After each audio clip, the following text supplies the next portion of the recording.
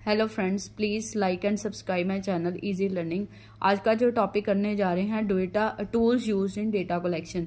जैसे कि मैंने कल भी बताया था पिछली वीडियो में कि अगर तो हमें कोई प्रोजेक्ट पे बनाना है, कोई सिस्टम बनाना है, तो उसके लिए हमें क्या करना पड़ेगा, बेसिक रिक्वायरमेंट कलेक्ट करनी पड़ेगी।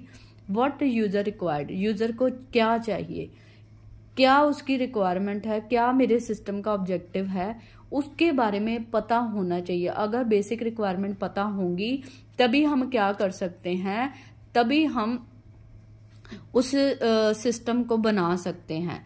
सो उस सिस्टम को बनाने से पहले उसकी कुछ बेसिक रिक्वायरमेंट्स होती हैं कि डेटा कैसे कलेक्ट करना है। सो डेटा हम 4 तरह से कलेक्ट कर सकते हैं। सो पहला जो तरीका है, सबसे पहला जो तरीका वो है रिव्यू ऑफ एग्जिस्टिंग डॉक्यूमेंट्स। जो हमारे डॉक्यूमेंट्स ऑलरेडी बने पड़े हैं फॉर्म्स की शेप्स में, रिपोर्ट की शेप्स के, मैनुअल्स की शेप्स में, उनको हम पढ़ के एनालाइज कर सकते हैं। जो सिस्टम ऑलरेडी चल रहा है उसमें क्या ड्रॉबैक्स हैं, जो हम नया सिस्टम बनाएंगे उसमें हमें क्या चाहिए। मैंने बहुत बार डिस्कस किया है, सिस्टम या तो हमारा नया बनेगा या तो हमारा ऑलरेडी जो चल रहा है उस पे हम रीवर्क करेंगे, उसको नया बनाएंगे। सो इसको कि कोई भी सिस्टम बनाना है नया या पुराना, उसके लिए हमें उस सिस्टम के बारे में पता होना चाहिए, उसमें हमें क्या चाहिए, क्या उसकी रिक्वायरमेंट है। सो इसके लिए हम क्या करेंगे, सबसे पहले जो ऑलरेडी डॉक्यूमेंट्स पड़े हैं उस सिस्टम के बारे में, जिन मैनुअल्स की हेल्प से काम हो रहा है, उस सिस्टम पे कैसे हो रहा है, कौन कर रहा है, कैसे डेटा फिल हो रहा है, ये डेटा फिल होके कहाँ जाएगा, कैसे सबमिट हो रहा है, रिपोर्ट कैसे जनरेट होती है, ये सब कुछ हम पढ़ सकते हैं एग्जिस्टिंग डॉक्यूमेंट के थ्रू। जो एग्जिस्टिंग डॉक्यूमेंट है वो हमारी सबसे बड़ी पूंजी होती है, जिसकी हेल्प से हम अपना नया सिस्टम क्या करेंगे, बनाएंगे। So documentation is important part for any new system.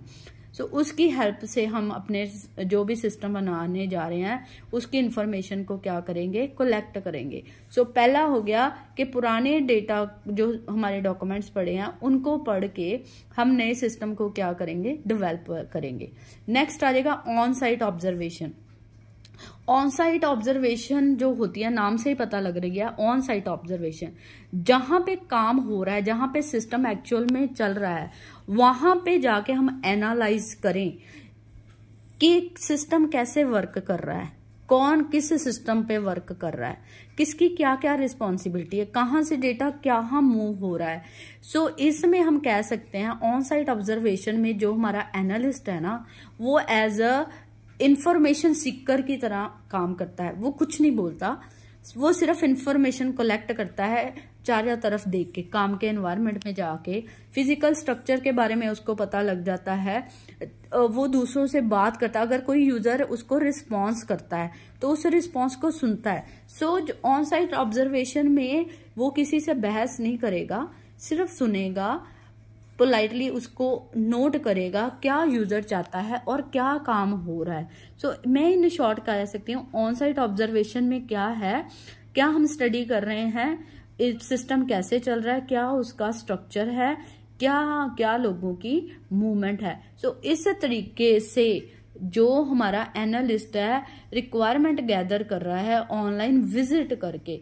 सो एक बात ध्यान में रखनी है कि जब ऑन साइट ऑब्जर्वेशन करनी है, एनालिस्ट को कोई क्वेश्चनिंग नहीं करनी, कोई आर्गुमेंट नहीं करनी, कोई डिस्टरबेंस नहीं करनी, ताकि अगर कोई यूजर बात बता रहा है, रिक्वायरमेंट बता रहा है, डिस्कस कर रहा है, उसको पोलाइटली सुनना है, उस पर रिएक्ट नहीं करना। सो ये होगी हमारी ऑन साइट ऑब्जर्वेशन, एक टूल हो गया जिसकी हेल्प से हम डेटा बेसिक क्या कर सकते हैं, कलेक्ट कर सकते हैं।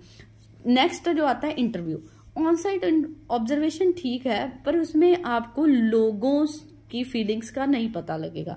ऑन साइट गए, आपने देखा और आपने इंफॉर्मेशन कलेक्ट करने की कोशिश की, बट ऑन साइट ऑब्जर्वेशन की एक सबसे बड़ा जो ड्रॉबैक है ये है कि आप लोगों की बातों बात किए बिना उनको जज नहीं कर सकते। सो लोगों की फीलिंग जाननी है, लोगों का रिएक्शन जानना है, डेटा जनरेट करना है, क्वालिटी डेटा। सो उसके लिए हम क्या यूज करेंगे, कौन सा टूल यूज करेंगे, इंटरव्यू।